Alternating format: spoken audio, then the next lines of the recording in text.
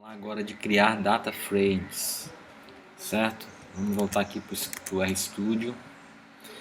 Então, o que são os data frames? Como eu falei no vídeo anterior, são tabelas de dados, como as matrizes, também como as matrizes têm duas dimensões. Só que a diferença é essa, ela permite misturar dados de classes diferentes. Então pode ter número, pode ter texto, pode ter vetor lógico. Só pensar numa tabela de uma planilha de dados como a que nós trabalhamos na botânica. Tem nome de coletor, tem número de coleta, tem dia, tem ano, tem mês. É um data frame típico, certo? Geralmente o que a gente importa ao R são data frames. Novamente, vou enfatizar isso.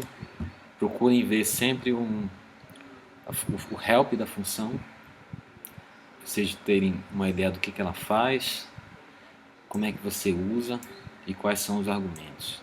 E sempre tem umas informações adicionais aqui ao fundo, no meio, e ao fim sempre tem exemplos, tá? Vocês podem pegar isso daqui, copiar, colocar no novo script e executar, certo? Vocês aprendem na prática, tá? Se alguém tiver dúvida. Tenho esse costume. Então a função que cria um data frame é essa daqui. Então tem um data frame, como dá para ver aqui no help, é isso daqui, tá? É isso daqui. Então isso daqui significa o quê? Isso aqui são os dados, tá?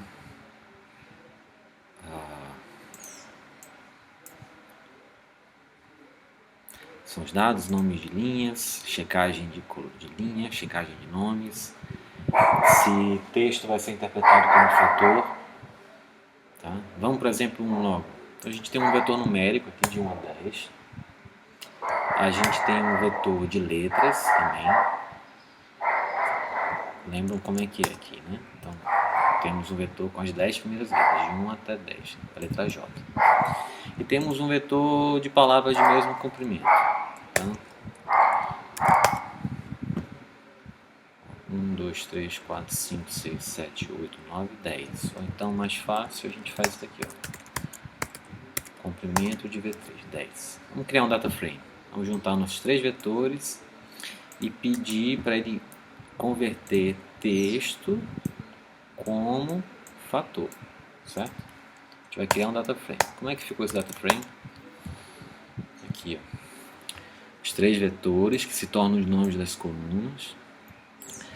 Com o data frame, ele já automaticamente dá nomes de linhas, que por padrão são números, tá?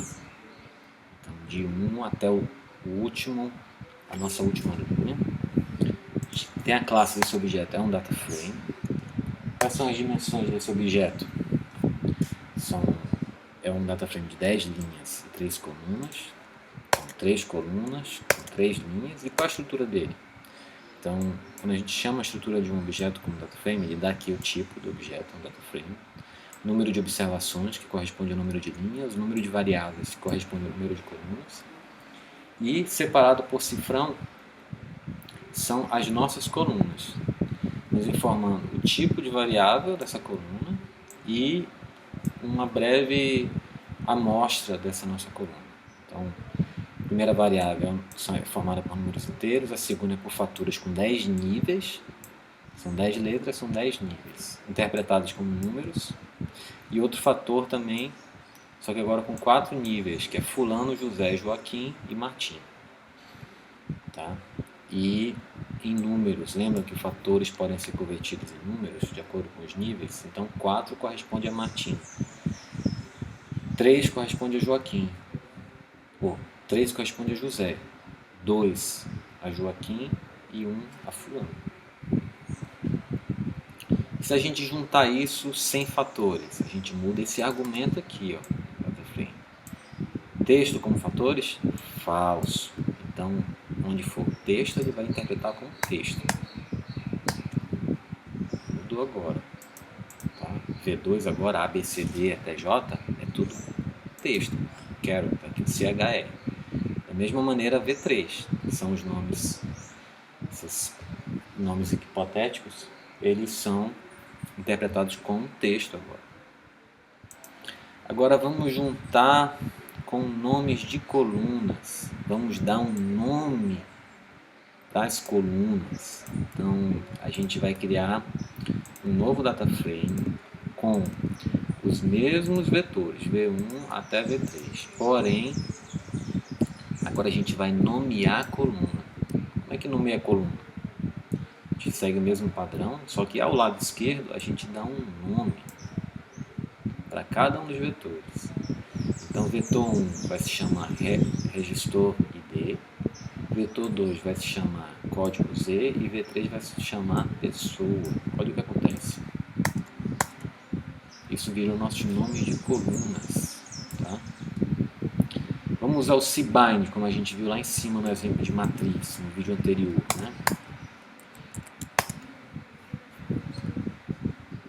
A gente usa cbind, ele força todos os vetores para terem o mesmo tipo de classe.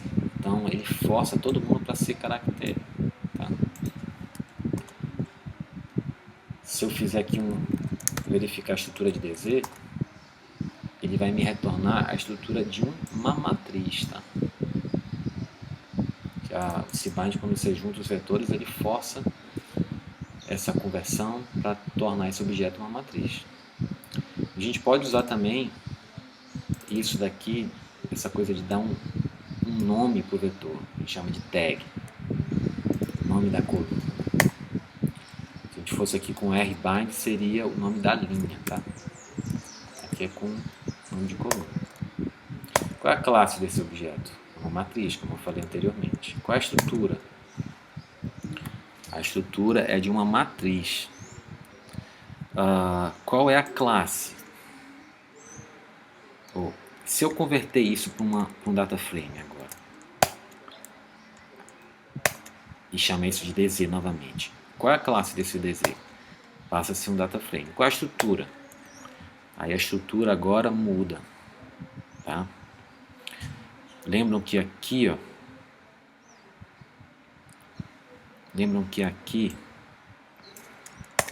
tudo virou texto? Quando eu converto isso daqui para data frame e vejo a estrutura, texto passa a ser fator. DZ que nós criamos fazendo um cbind e depois convertemos para um data frame, passa a ser um data frame. E já que tudo era texto aqui, então tudo vira um fator agora, certo? Se eu quiser agora transformar isso para texto, como estava aqui, eu preciso utilizar esse argumento aqui, strings as factors false, tá? Porque por padrão ele é verdadeiro. Então eu transformo aquilo de novo para uma matriz e aí retransformo isso para um data frame. Isso aqui falso. Vira um caractere. Esse tipo assim de transformações, assim, transforma para um lado, transforma para o outro, isso é difícil fazer. A gente está fazendo aqui para vocês entenderem as estruturas, tá? De um data frame,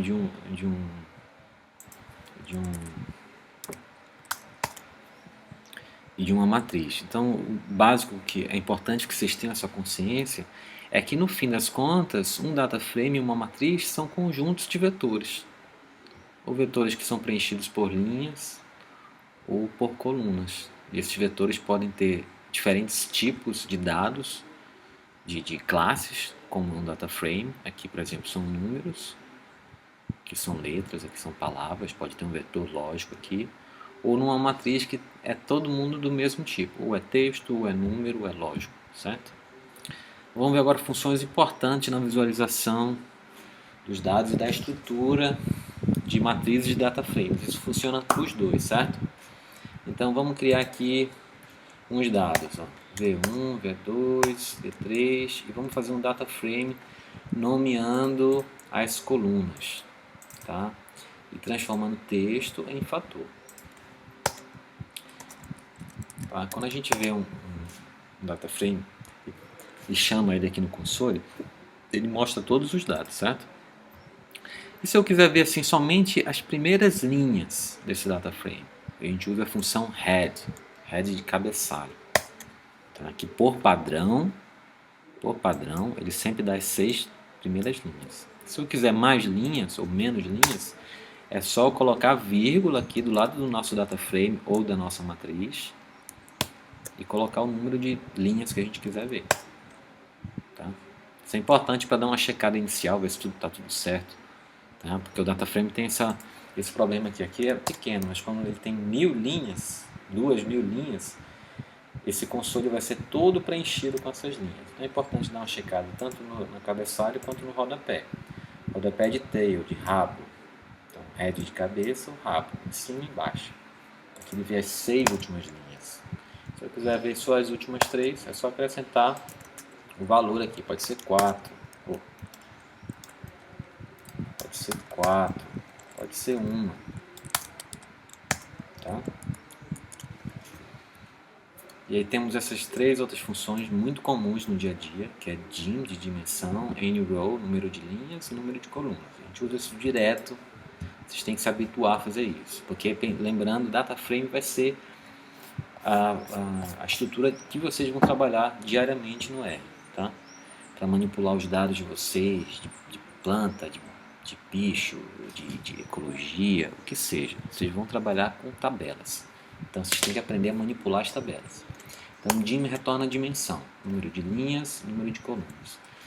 O número de linhas, nrow, número de colunas, ncol. E se eu transformar isso numa matriz? Posso utilizar isso também. Aqui a gente estava utilizando isso aqui um data frame. Aqui é uma matriz agora, porque eu converti numa matriz. Também funciona também. Certo? Do mesmo jeito que isso daqui também funciona. Essa daqui você já viu bastante, essas a gente não mostrou ainda talvez nas aulas. Vamos ver aqui. Structure, STR, mostra a estrutura, informando o tipo do objeto, número de observações, número de variáveis, os nomes de cada coluna, cada variável, qual é o tipo de classe daquele vetor e uma breve amostra dos dados daquele vetor. E o sumário registra para cada coluna a variação encontrada. Faz uma estatística descritiva dessas variáveis numéricas, contagem por categoria de fatores. A gente vai ver isso mais lá para frente. Então, por exemplo, para a variável Register ID, ele interpreta isso como um número, então ele me dá o mínimo, o máximo, faz uma descritiva para mim. Para código Z e para pessoa, ele interpreta como aqui DD2 é o que? DD2, qual é a classe de DD2? A data frame. E a estrutura disso daqui como fator. Então o sumário ele faz contagem para mim das categorias. Então tem uma amostra da categoria A, 3 amostras da categoria fulano, 2 amostras do Joaquim.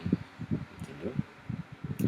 E agora nomes de linhas e nomes de colunas. Então call names, row de linha, call de coluna, tá? A gente utiliza isso tanto para ler quanto para atribuir, tá? Então aqui vamos criar uma matriz de 9 elementos, 3 por 3, dando esses nomes aqui para as linhas e para as colunas. Tá? Vamos ver como é que aconteceu. Tá? Aqui. Vamos converter isso para um data frame. Vamos ver a estrutura desse data frame. Vamos ver um sumário desse data frame. Opa. Vamos acessar os nomes dessa matriz, acessar os nomes de linha desse data frame. Vamos acessar os nomes de coluna da matriz e os nomes de coluna do data frame. Tá. Vamos criar agora uma matriz sem nomes de colunas e linhas. Vamos reconverter isso para data frame. Vamos ver os objetos, os nomes. Nome do objeto matriz 2 que a gente não colocou nome. Não tem nome. Lembra? Não tem nome. Só tem as posições. Aqui é linha 1, linha 2, linha 3. Coluna 1, coluna 2, coluna 3. Por padrão, em programação, isso não é só do R, antes da vírgula, linha, depois da vírgula, coluna. E os nomes de linhas do data frame que a gente converteu isso daqui para um data frame? Tem? Tem. Porque todo data frame tem nome de linha. Ele não dá a posição. Ele dá um nome de linha quando você converte. Tá? Ele nomeia automaticamente. Ó. Isso daqui é um nome de linha. Posição 1, posição 2, posição 3. E automaticamente ele gera nomes para as colunas. V1, V2, V3. Tá? Vetor 1, vetor 2, vetor 3. E o nome de coluna da matriz 2? Não tem, porque a gente não atribuiu. Lembram? A gente não atribuiu, sem nomes de linha. E para o data frame que a gente converteu aqui? É o mesmo que se passou aqui com os nomes de linhas. Tá? Ele ganha V1, V2, V3. Certo? Como eu falei ali em cima, a gente pode usar isso para ver, mas a gente também pode usar para atribuir. Então, lembram da primeira matriz que a gente criou? A gente atribuiu os nomes, né? Coluna 1, 2 e 3. A gente pode usar isso para atribuir também. Isso é atribuir. Eu vou atribuir isso a isso. Qual o comprimento disso aqui? Não é 3? 1, 2, 3? Então tem que ser um vetor aqui que tenha 3 de mesmo comprimento que o comprimento de cá, tá? Então a gente vai atribuir novo nome 1 à coluna 1, novo nome 2 à coluna 2, novo nome 3 à coluna 3, nessa ordem. Mudaram os nomes, tá? E se eu quiser mudar o nome apenas da coluna 2, aí a gente faz a indexação, que eu vou abordar isso na próxima videoaula. Mas assim, isso daqui é um vetor, certo? Como é que eu faço a indexação de um vetor? A gente usa colchete e dá um número. O R é uma linguagem com indexação começando do 1. Então o primeiro elemento é 1, o segundo é 2. Tá? Existem linguagens como Python em que o primeiro item é 0. O R é mais fácil para a gente, que é mais natural a gente pensar em 1, 2, 3. Então, se eu quero o segundo elemento, eu boto aqui o número 2. E eu quero atribuir isso a esse nome, esse novo nome aqui, coluna 2, escrito 2. Olha o que acontece. Tá? Quando você tem funções que permitem tanto verificar algo quanto atribuir algo, o help auxilia nesse sentido. Ele faz isso daqui. Ó. Isso aqui é como observar, recuperar ou atribuir. Então tem um valor que eu atribuo a isso. Então funções que permitem atribuição, você vai verificar algo assim. Algo aqui escrito valor, com um sinal de atribuição e o uso da função com o objeto que a gente está querendo descobrir ou atribuir alguma coisa. Então atribuindo quando não tem nome. Então MM2 não tem nome. Vamos criar um vetor para preencher os nomes dessas colunas?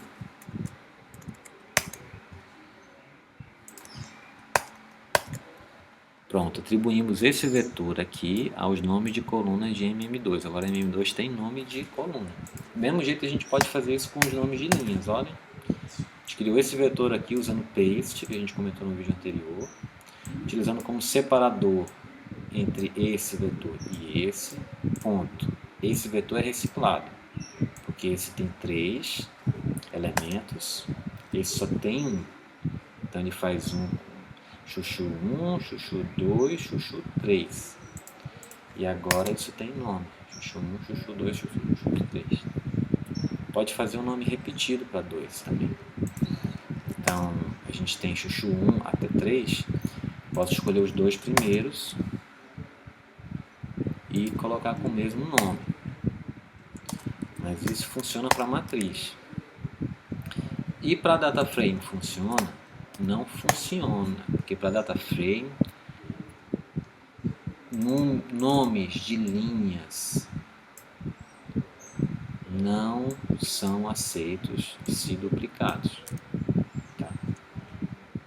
Vamos ficando por aqui, gente. Agora vamos passar para a próxima aula de indexação de matrizes e data frame. Espero que tenham gostado. Deixem seu feedback, comentários. A gente está aberto a críticas e opinião de vocês. Um abraço.